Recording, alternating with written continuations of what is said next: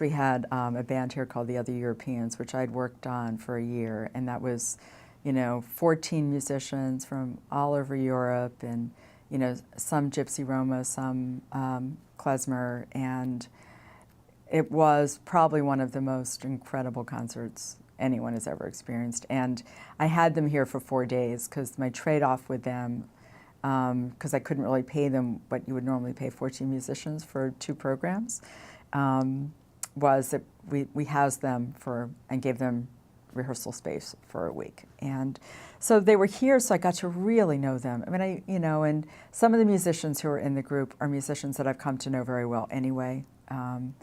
But I got to know all of them, and it was incredible. And the concert reflected how amazing each of them is individually as a person and as a musician, and the way they came together with mixing 2 cultures, 2 music styles, 2 heritages that melded just incredibly.